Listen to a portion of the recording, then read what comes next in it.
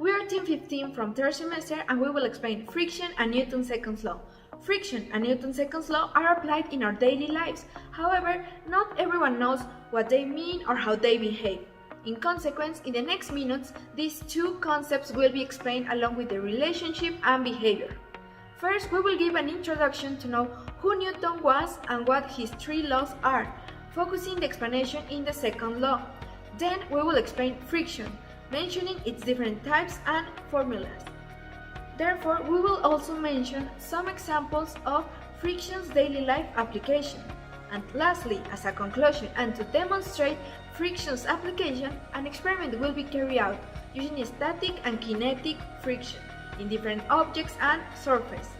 So, put attention and enjoy the next minutes. Talking about the general objective that we as team proposed to ourselves, we said that we're going to analyze the relationship between the friction and second Newton's law of motion in bodies. This is our specific objective. We're going to make different types of material objects slide, taking into account two very important things like static friction and kinetics over the surface of a cardboard, raising it progressively with a rope.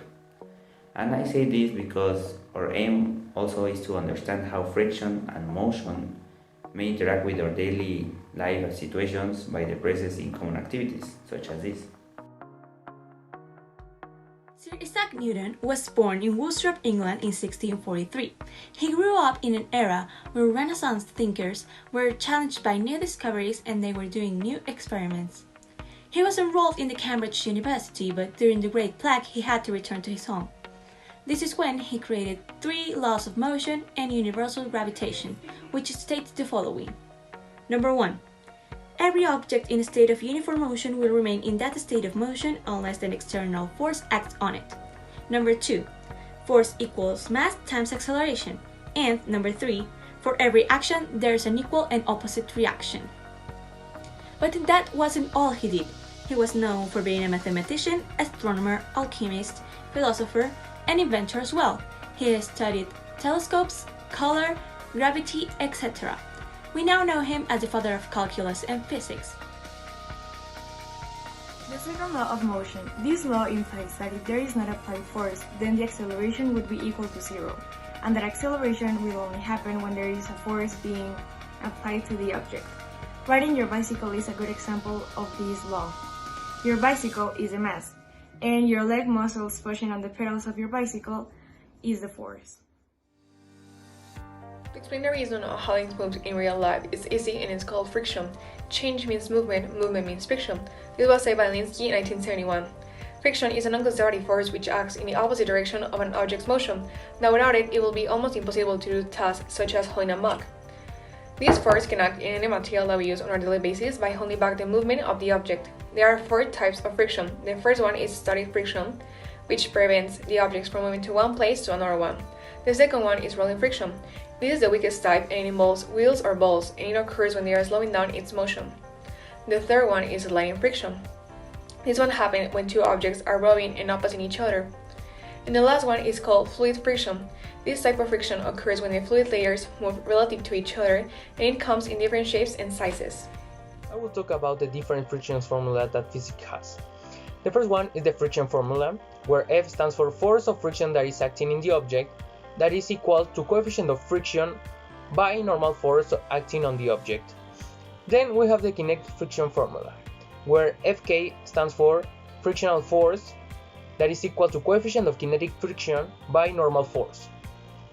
Then we have the static friction formula, where Fs stands for frictional force less than or equal to coefficient of static friction by normal force. Then we have rolling friction formula, where Ff stands for resistance toward the rolling objects that is equal to force of the rolling friction according to the total weight of the object by reaction of the object.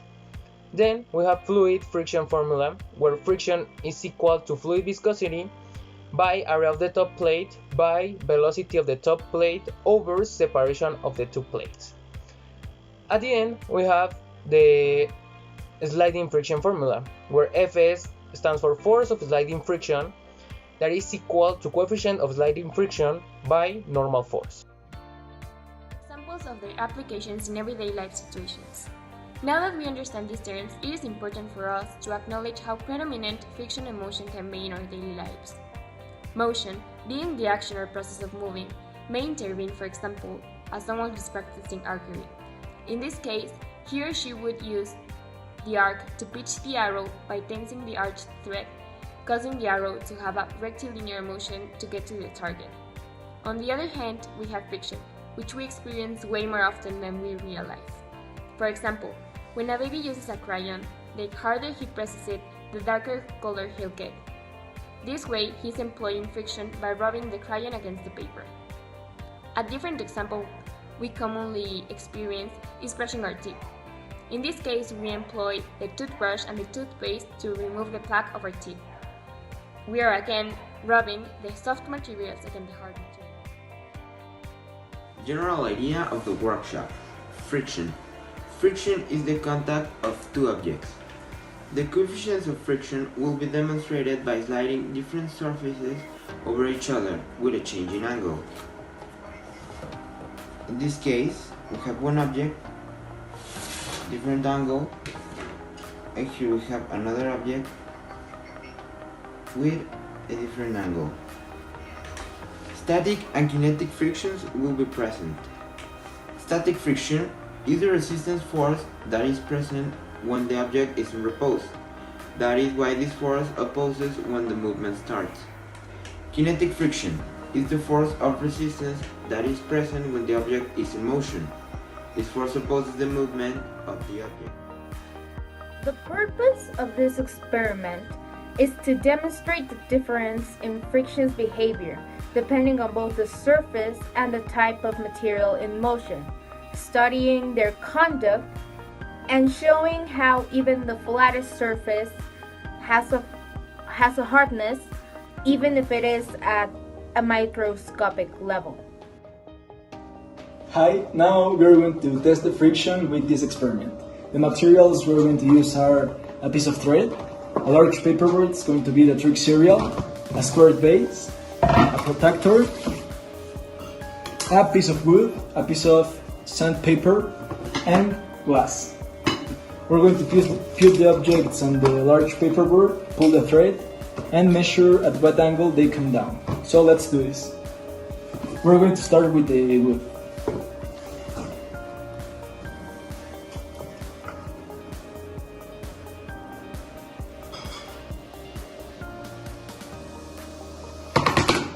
Okay. 10 degrees. At 10 degrees the wood came down. Now we're going to use the glass.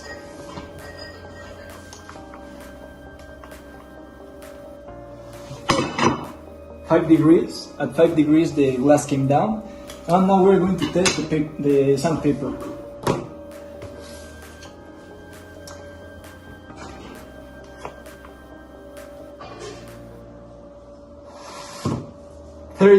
At 30 degrees the sandpaper came down. Now my partner is going to explain why the friction affects the falling of the bodies.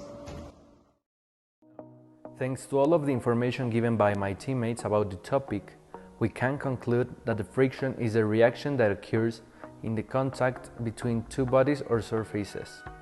For a better understanding, we have prepared for you an experiment where the coefficient of friction will be demonstrated by sliding different surfaces, one over each other, with a change in the angle in order to obtain different results.